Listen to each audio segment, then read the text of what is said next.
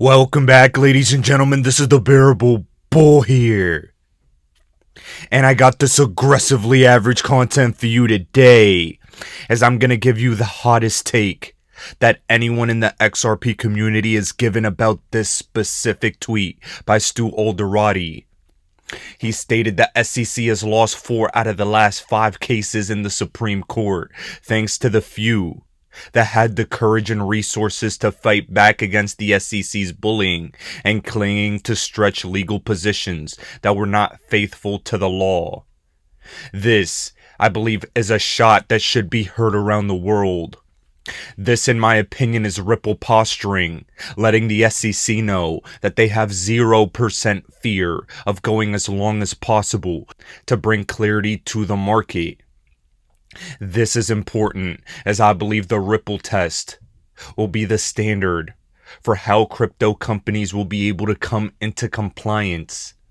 And you better believe there's no coincidence that Alderati tweeted this about a month before serious decisions by the judge are about to be made. We're about to begin seeing bombshells being released about this XRP case. And if nothing more, all of you should be extremely excited about the fight that has been put up. But in my personal opinion, I believe this video I'm about to play you by Jungle Inc. is the absolute best video that I think embodies the damn sentiment of the XRP community right now. And I want you all to give them a follow. And please take a listen. What is up, good people? Jungle Inc. here. Hope you're having a great day. Big tweet by Stuart Alderati here within the last hour or so. And I'm going to tell you right here, right now, I ain't going to sugarcoat it. We're going to break it down. He says the following: the SEC has lost 4 out of the last 5 cases in the Supreme Court. I'm going to tell you, without any hesitation, I don't want to hear about the Supreme Court. This sucker better be handled and settled now in this court case. Whether you win, whether you lose, you better sit down and figure out a solution. Governments are always difficult to deal with, and as the business person, you got to figure it out. Now, I'll tell you this. This could be posturing. This could be Stuart just showing, hey, we're willing to take it the distance, and if that's the case, great. But if this thing really goes that long, this is insane. It has been going on for 2 years, and tacking on another 2 years ain't going to solve anything. You're not going to have this dream scenario until we get actual laws in this country. The SEC will be able to attack you from every single, angle here. And without laws, we just have to figure out a workable solution in the short term. It's as simple as that. There is no absolute victory and the SEC gets out of the way. You're dealing with the government, people. There is no outright victory. You, as the business person, has to figure it out and come to some sort of agreement that allows you to go forward. And I think it still will happen. I think this is just a projection of power to let the SEC know you are willing to take it to the end, but you better not. You better not stretch this thing out another couple years, because the world is going to run you by. It will run you into the ground. You have no more time to be playing little games, playing Matlock in court with the SEC. You have to end it. You have to end it now and figure a way to operate in this country like everyone else until we get clear rules, because until then, the SEC is just going to harass everyone. If you can bring this thing to an end, guess what? Everyone else is going to be the targets, and you can just go out there and operate without any more of this stuff. I know people out there have these fantasies that you're going to crush the SEC. It's the freaking government. It ain't going to happen. Bring this to a close and do so with the quickness. If you lose, you sit down there and you come to some sort of agreement. If you win, you still got to sit down and come to some sort of agreement. It has to be done, and it better be done quickly, because you may miss a whole secondary bull run. You already missed one, you may miss a second, and it can't happen again. Ladies and gentlemen, I don't think anyone has articulated better than Jungle Inc. the exact sentiment of the entire XRP army. We already missed one bull run. We cannot miss a second one. The XRP community are innocent bystanders in the big juggernaut case of a century between Ripple and the SEC. And something I have always stated is the absolute worst case scenario for the XRP army and XRP as a digital asset is if this case does appeal. if this case does go to the Supreme Court, not because we'll lose, but because so much time will have to be wasted again. That would be yet another 2 years we would have to wait. And I'm not going to sugarcoat it. I don't want that at all. And if that does happen, I'm going to have to seriously reconsider.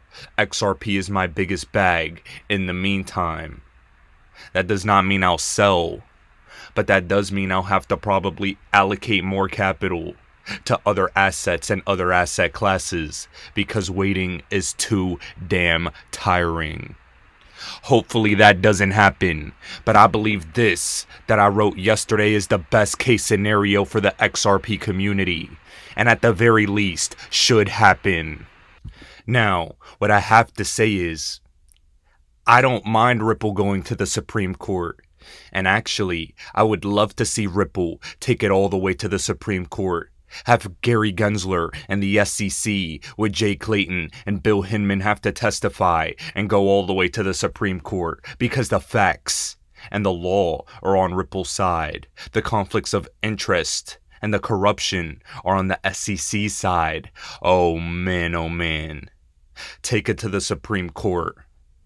I dare you, Gary. But this is the thing. The thing we as retail investors need to give a damn about is the XRP secondary market. In the United States, you cannot buy or sell XRP on any exchange except Uphold. A decision by the judge on the XRP secondary market should be made immediately. The XRP community is innocent, and John Deaton, bless his heart, provided clarity on the secondary market of library, the library credits token in the library case. And I believe with John Deaton in this XRP case, we can potentially get clarity for the XRP secondary market. These are not securities. And I believe that library case could be a standard for how the secondary market will be defined in the United States. This is oh so important, and this is something I need every single one of you to echo. Get on Twitter and shout at the top of your lungs to let us trade. Because the one win that the SEC could get is that XRP sold between 2013 and 2017 was a security. And I'm not going to argue with it. I don't really care, to be very honest with you. Even though I don't believe XRP between 2013 and 17 were securities. If the SEC does get that win, it does not affect me. What we need to be praying for is for the secondary market to be allowed to trade. Give us clarity, and we will win. It's very possible that XRP between 2013 and 2017 is a security. And the one thing I need to highlight is, if a potential settlement comes, that's something Ripple will have to pay a fine on. Regardless of whether Ripple gets a complete victory, has to settle, or do anything else. The only thing we as investors need is that secondary market to be freed.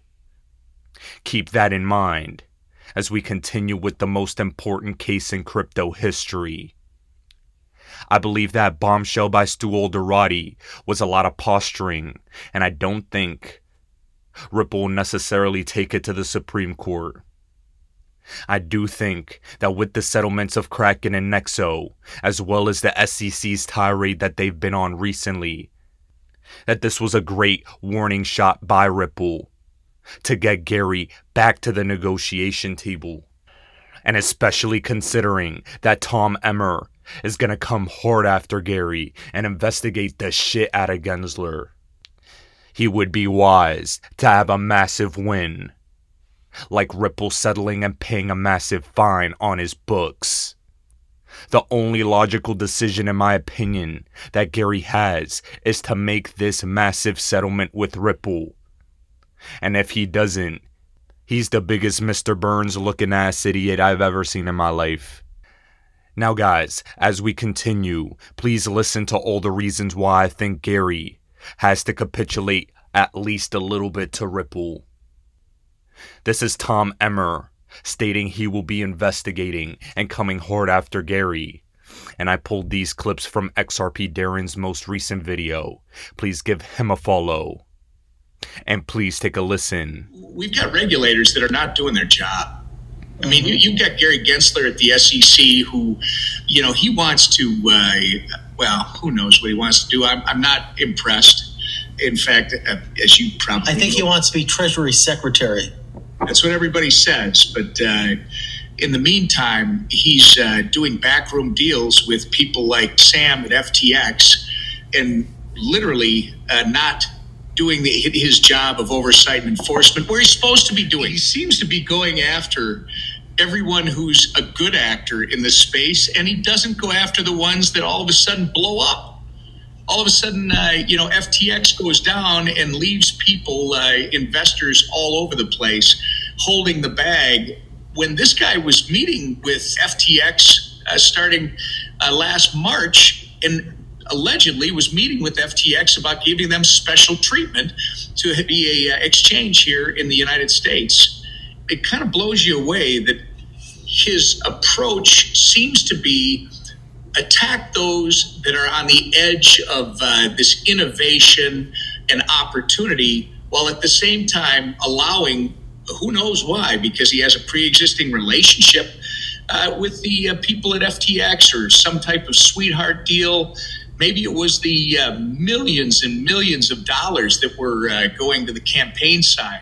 See, ladies and gentlemen, that's so interesting that Tom Emmer noted that. Sam Bankman-Fried got favorable treatment, yet the good actors in the industry, they get the hell suit out of them. Jesse Powell, CEO of Kraken, stated regulators let the bad guys get big and blow up because it serves their agenda.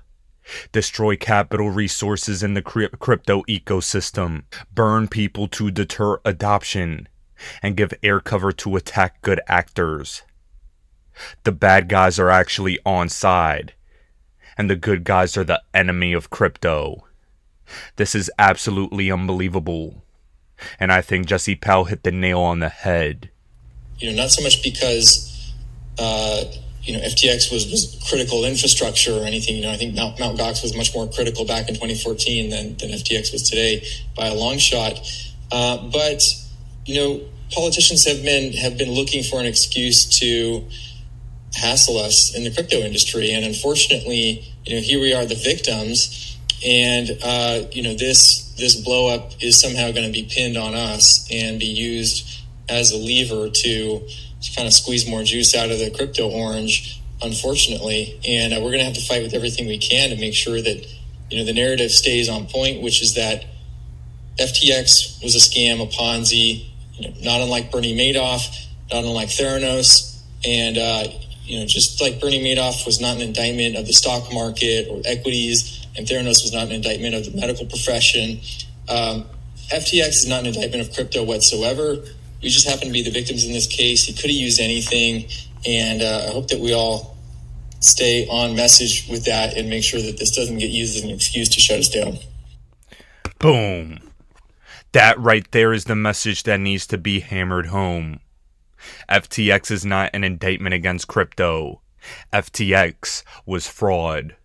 Crypto and crypto investors are the victims here, and yet the government, the SEC, under Gary Gensler wants to come after the entire industry when he colluded with FTX to give the biggest scammer in the industry favorable treatment.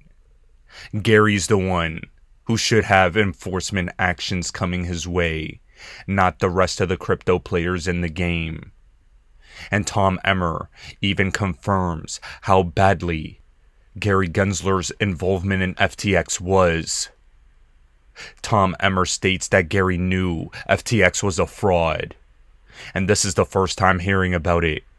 And the fact that I believe this to be true absolutely infuriates me. Gary Gensler had more meetings with Sam Bankman. I keep getting stuck on fraud. I apologize. He had more meetings with Sam than anyone else. And it's interesting that apparently the SEC knew FTX was fraudulent from its inception. And he's apparently acknowledged that. And you can go back through, we do have records that show he met with FTX. He met with IEX, which is a firm that we're still not clear. Did FTX buy IEX? Were they an investor? That was going to apparently be their trading platform here in the U.S. In these meetings, there's at least a half a dozen of them that are documented. We did send, to answer your question directly, there's a group of us, 4 Republicans, 4 Democrats, very nonpartisan. We sent a letter to the Mr. Gensler back March 16th, asking him a whole bunch of questions predating this event. These were questions in terms of how he was operating with these dragnets of information. Mm-hmm. He didn't answer one of the questions. I think now that there is a new majority in the House, hopefully he understands that it's not just going to be Republicans who will demand transparency and accountability, but he does have those same members on the Democrat side who want the same information. So hopefully we're going to have some more success now in the coming weeks and months. You see, ladies and gentlemen, that's so important. That's an absolute indictment against Gary coming from Tom Emmer. The GOP is in charge of the House at the moment, and Congress is going to be holding investigations and potentially holding Gary accountable. You have to understand that Gary is a puppet from the White House and the executive branch. You have to understand that they're currently trying to dismantle crypto. However, there are plenty of people now that the government is a little more balanced out that are going to be holding these leaders and these officials accountable. Remember the other day when Gary Gensler went on CNBC parading around, and yet he missed testifying in front of the Senate, and they called him out. Oh, they don't have a favorable outlook on Gary Gensler right now. Gary Gensler is confirmed to be colluding with the biggest scammers in crypto, and I wonder how the hell he's going to try and explain that away. Gary Gensler must be fired. But as far as the XRP community is concerned, the one thing that we should be advocating for with the 75,000 XRP holders under John Deaton's leadership is for secondary market sales of XRP to be deemed not a security. And I think if Ripple goes to the Supreme Court, good on them. Send all these motherfuckers to jail and expose just how corrupt the SEC and the US government has been. Ladies and gentlemen, this is the Bearable Bull here. Thanks for tuning in. As always, I appreciate every single one of you. Now I'll be back tomorrow with another video. Why do I hold XRP? Because Ripple's the chosen one to lead the new global digital payment system, and they use XRP.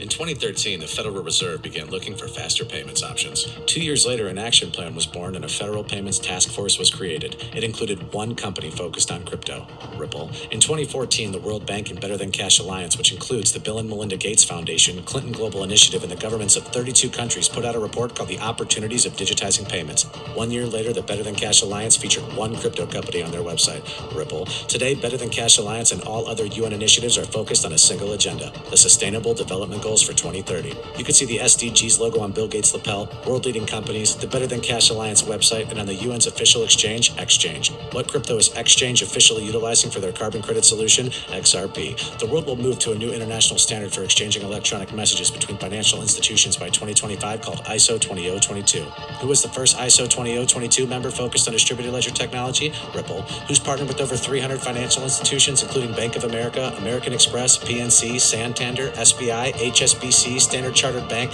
Bank of England, India, Singapore, Scotland, Australia, and Indonesia, the largest banks in Japan, Canada, Egypt, the Middle East, United Arab Emirates, Thailand, Morocco, Bhutan, South Korea, Brazil, and Latin America? Ripple. Who is a former employee overseeing the Federal Reserve? Ripple. A former employee overseeing the world's largest asset manager, BlackRock's digital asset division? Ripple. Leading Australia's CBDC effort? Ripple. Who hired a former Treasury of the United States? Ripple. 2 former Federal Reserve attorneys to their board? Ripple. 2 former Clinton and Obama advisors, former Minister of Defense and Economics of Germany, former business director at Swift, former Swift board member, former CFO of PayPal, former head of the DTCC, former chief business officer at Uber, former VP of Amazon, Amazon and former SEC chair on their legal team, Ripple, who's a member of the Digital Pound Foundation, Digital Dollar Project, Digital Euro Association, Mojaloop, IMF's High-Level Advisory Board on FinTech, Hyperledger Blockchain Consortium, Open Payments Coalition, Faster Payments Council, Global Payments Steering Group, Cross-Border Working Group, International Association for Trusted Blockchain Applications, Crypto Climate Accord, University Blockchain Initiative, Worldwide Web Consortium, and a featured partner of the World Economic Forum with 3 members of their team directly listed on the WF website,